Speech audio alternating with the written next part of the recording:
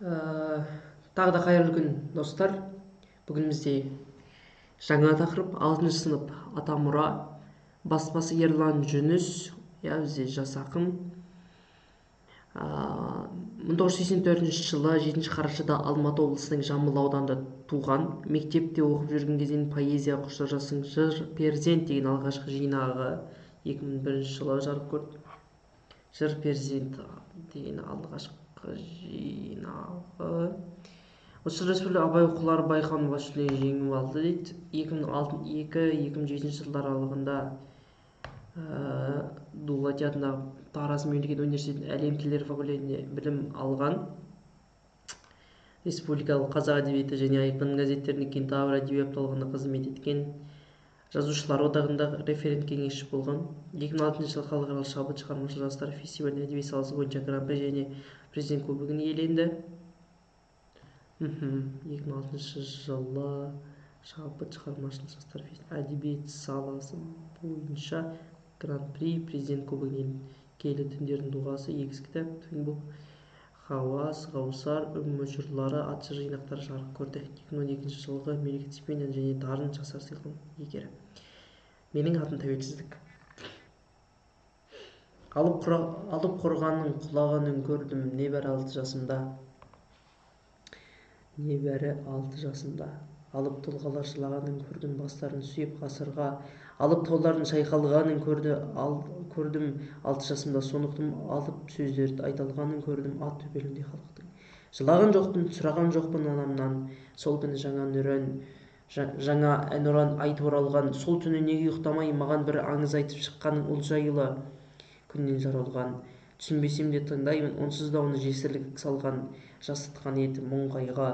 Көзінің жасы сөйлеген түнді ұқпасам да, аңыз ұнаған жаралған күннен ұл жайлы, дегенде шығар бодандық жайлы білмесін, сен түсін, дәуір сонау бір қанды жыл кешір. Тарихтан дәріс оқитын менің анашым орта мектепте, ұлына бір айтпапты кісенін құлдықпен түрме бүргесін. Ерлікті айтқан үйретпеді ол ездікті, ұстатқан қалам ұстатпады ол кездікті. Құлыным сенің тарихың басқа деген тек ол бәлкім менен сөз күтті. Ал бүгін енді тарихты өзім білем, жолдарды сезем, жонарқам менен мың жылдар өткен ол өлім. Ұлылық жайлы ойлайды басқа жап-жас шақ. Ұлы қорғандардың күйреуін көрген жүрегім, алтақ жасына ақырын көрген алыппын. Тәуелсіздік ше, ол менің тегім, ұлдарын оңдырттым. Тәуелсіздік ол менің асқақ аңызым, болмысы ол ұлттың өзіңнен туған жарық күн. Керемет поэзия. Енді осыны бір талдап өтсек, жалпы мағынасы мен идеясын түйініне келсек, ол бізде түркі халықтарының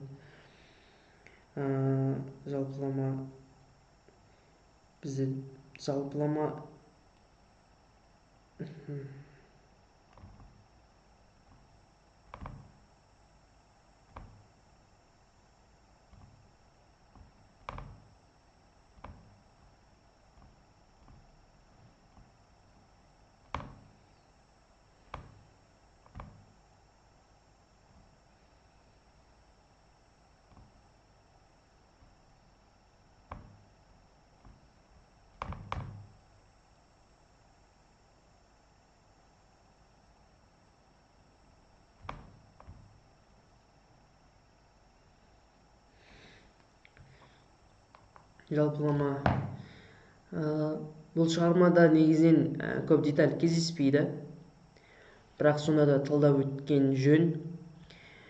Жалпылама мағынасына келсек, әрине түсінікті. Тәуелсіздік 6 жасында, яғни енді өзінің жасын қарасаңыздар, мінекей 1984 жылы туылған. Алып таулардың құлағанын көрген жайлы айтылады. 90 жылдары 1986 жылы болған көтеріліс бар. Қорғанның құлағанын көрдім небәрі 6 жасымда, алып тұлға жылағанын көрдім бастарын сүйеп ғасырға. 91 жылы толықтай бізде тәуелсіздік алынған болатын, білесіздер. Алып таулардың сайқалғанын көрдім, алты жасымда сондықтан алып сөздер айта алғанын көрдім. Ат төбеліндей халықтың жылаған жоқпын, сұраған жоқпын анамнан. Сол күні жаңа әнұран айтып оралған мінекей сол жылдарымде. Әнұран келгені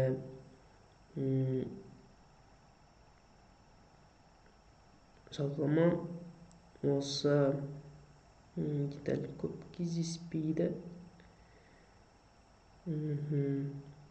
Ол менің тегім дарманымдардың тәуелсіздік мен дейді. Тәуелсіздікті өзіңе теңеу не болады бізде? Ол менің асқақ аңдазым. Бұның барлығы әрине метафораға жатады.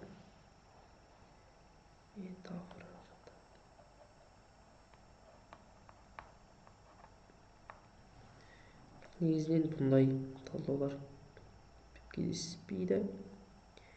Әрине мына жақта көп тұрсыздар. Алып, алты, алып деген қайталау бар. Бұл бізде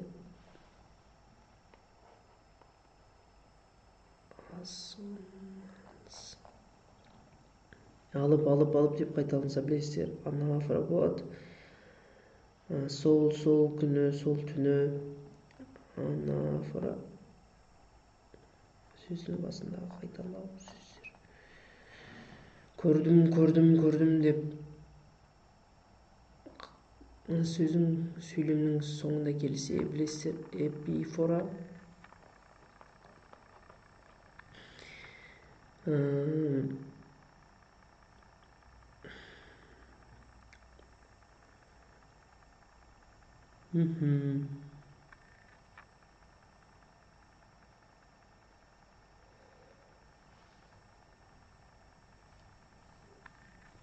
Қанды жыл бізде эпитеттерде кездеседі.